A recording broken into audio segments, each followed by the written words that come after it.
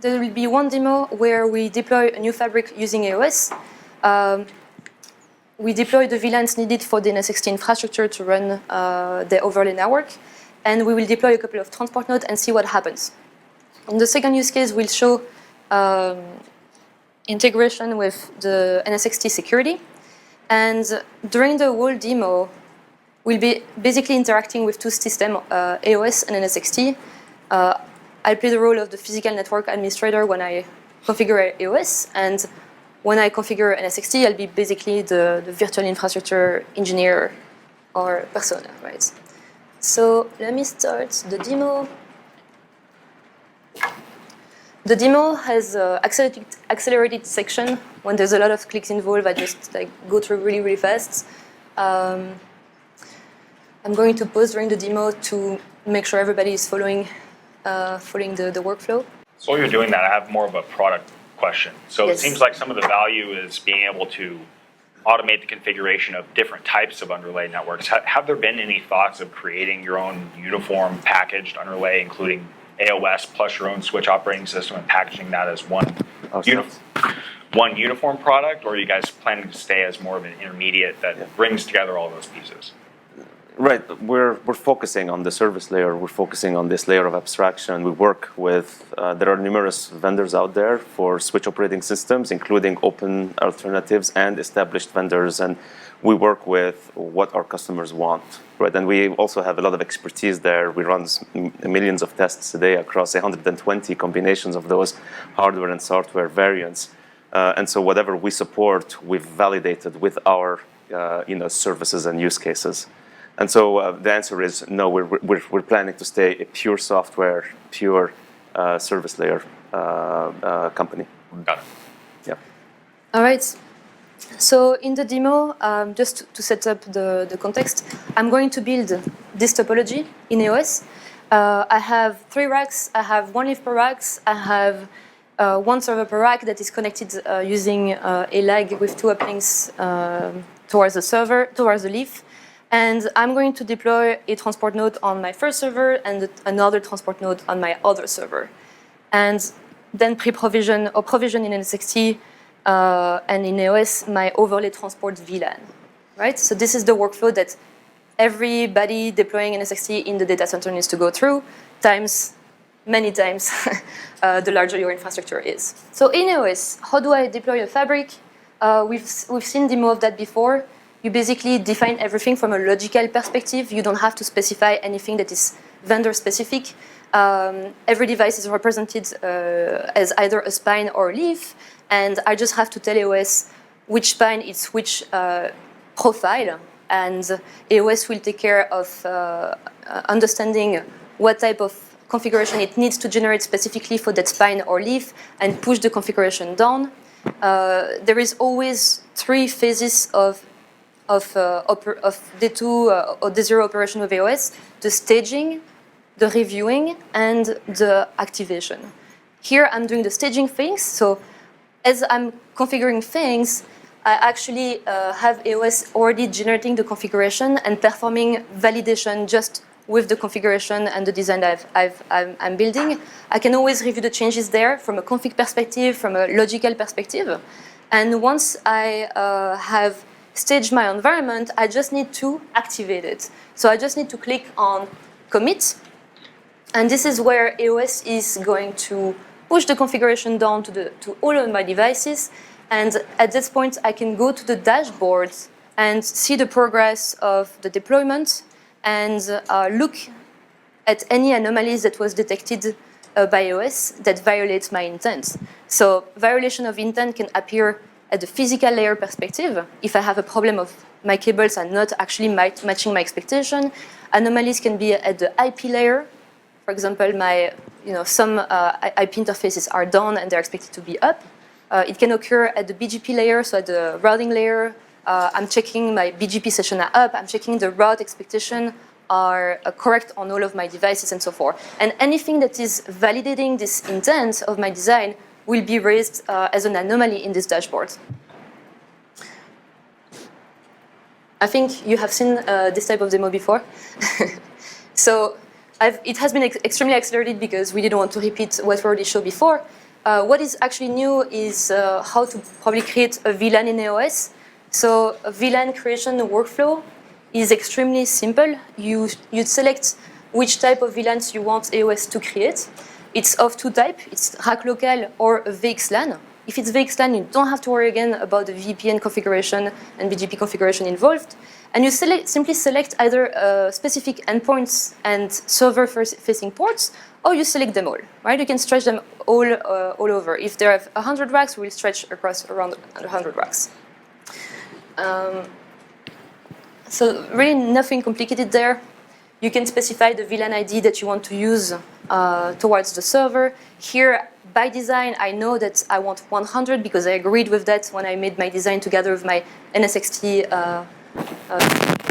So I'm going to use VLAN 100 everywhere. And I'm going to review my changes quickly. Logical difference, the config difference, and we'll push eventually my changes. Okay. So now it's active, and everything looks awesome. The second part so now I can go ahead and deploy my NSX-T nodes. So I'm sending an email to my NSX-T virtual infrastructure engineer, and I say, hey, go ahead, I'm ready from the fabric perspective. Everything is connected correctly.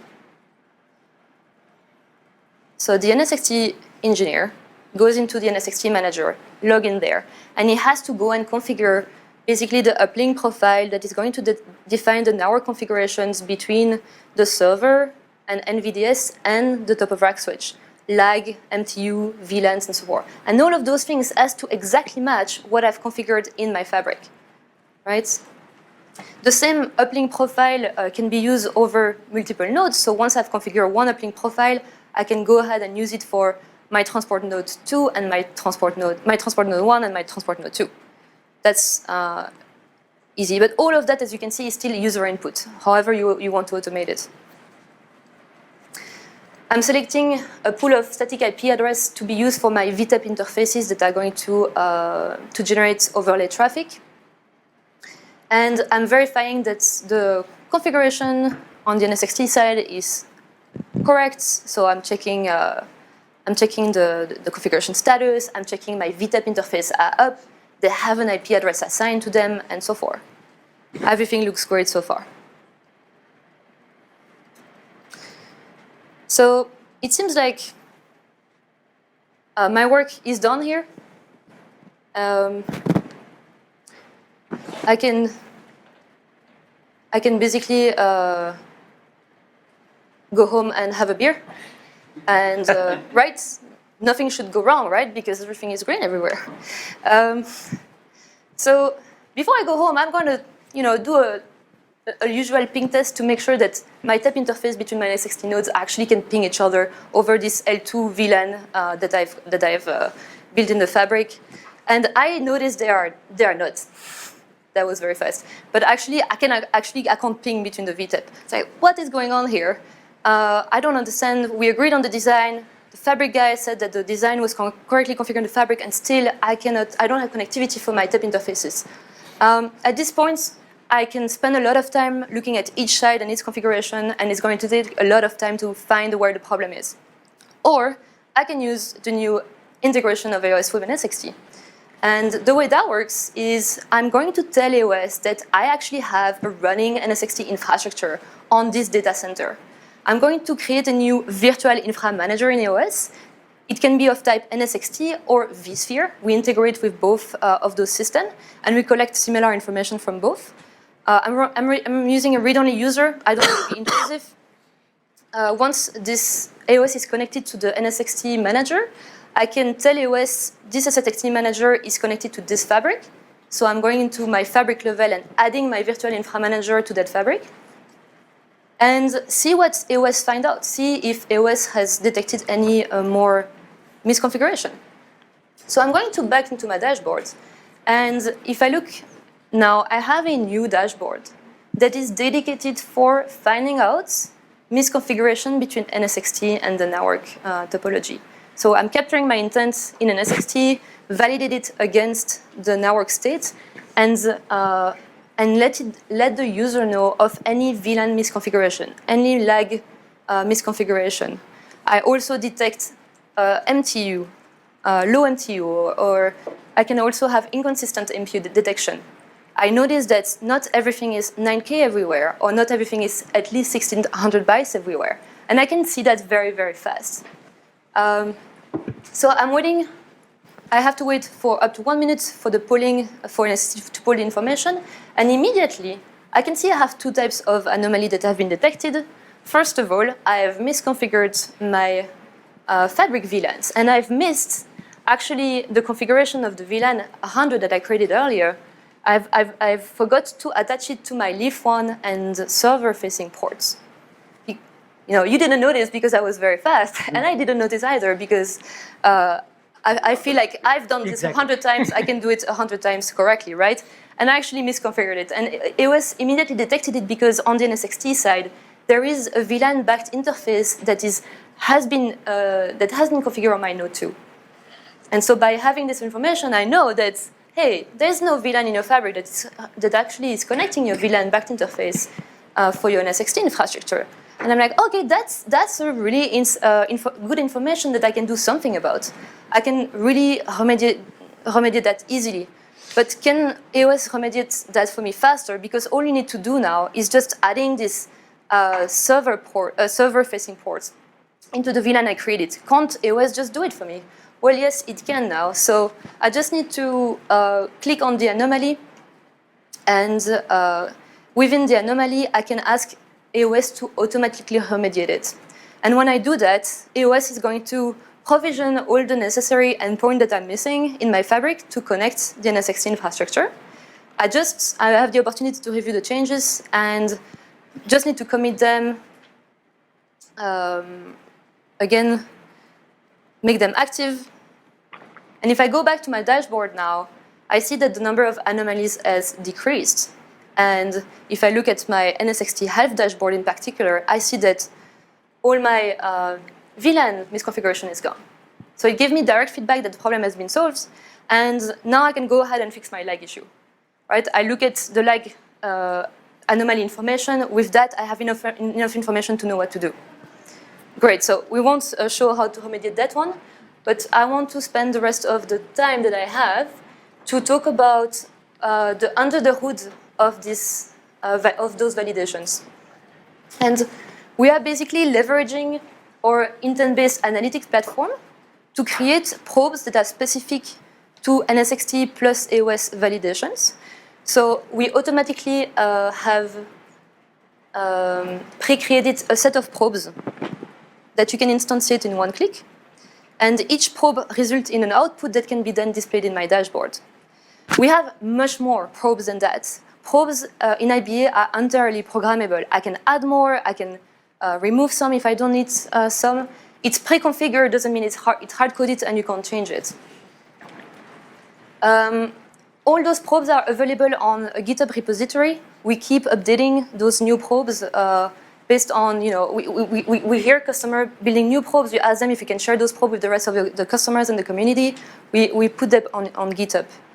And we have really advanced probe for specific problem in your infrastructure, whether they are cabling issues, device, SFP, temperature issues, and so forth. And you can go and be creative about what type of validations you want to do in the fabric.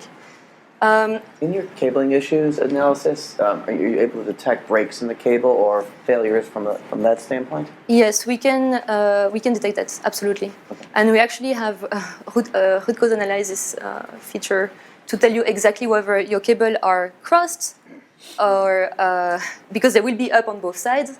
But if they are crossed, you won't notice any difference from the port status perspective. And with the root cause analysis of AOS, we can actually detect really deep problems like cabling mismatch and so forth. And do you have any metrics like around MOS or that for any VoIP or other? We have a SFP. We have SFP-based probe. for detecting voltage and. No, you say, sorry, MOS scores meaning for voice over IP? Yes, exactly that. We haven't done that yet. No, Okay. it's like at the highest level of like this is more. Wow, you remind me of my PhD. I asked because I know I would be asked. So. Yeah, that's great. That's great. But you It's can a good actually use case. add that as part of the IBA probes. This is Yeah. something part of the programmability of the fabric, is that you can, or of the product, is that you can add these Yeah. if you want to. Very cool, thank you. So Just to follow on from that, like cable issues, it's like cable break, that's a permanent failure. What about more intermittent failures? Because they're the ones that drive me.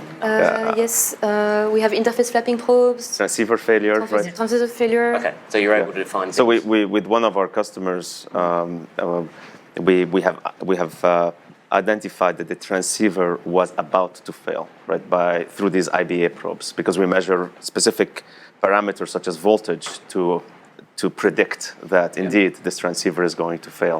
What does that show up as in the interface? Because it's not actually a permanent failure, so it doesn't show up as like, yes, It's an IBA probe that will show you a deviation from intent. You know, so you have specific intent around, I'd like my transceivers to be working well, right? Right. Okay. Right. Huh. Yeah. So you basically pick and choose what you are interested in. So if you're interested in NSX-T validation, you ask AOS to deploy those validations, and then just wanted to show you at the end how what does it mean to instantiate probe from GitHub. It means you copy basically a file, a text file, and you import it as a probe in your system. It's very easy to do. You can also export probe from one AOS system to another doing the same mechanism. Copy your text, import probes, paste the text. So it's really inviting for sharing and working as a community to like build those probes, right? So in this example, I'm building a probe where I want to constantly see not only anomalies, but I want to constantly see what is happening in my NSX-T infrastructure. I can build a custom probe for that, collect this information, and present it in one of the IBA custom dashboards. So I can basically build dashboards that are dedicated for operational and monitoring tasks. Quick question on the Yeah. probe. Are you able, I'm just thinking about application base, are you able to pull in network data, for example, so I can see my application is not going to the edge or it's not behaving as it's supposed to? It's one of the things we're looking at, definitely. Well, and to add on that then, if not only just NetFlow, but SFlow and JFlow and some of the Right, NetFlows, yeah, all of the flows. because NetFlow kind of locks us into just the vendors who have NetFlow available. Right. Yeah, absolutely. And with NSX-T, the IP fix data, which is same as NetFlow. Yeah, we started looking at Network Insight actually. We have to define like what is the best source of information for us to collect from and make choices there. But yeah, we're looking at those use cases as well.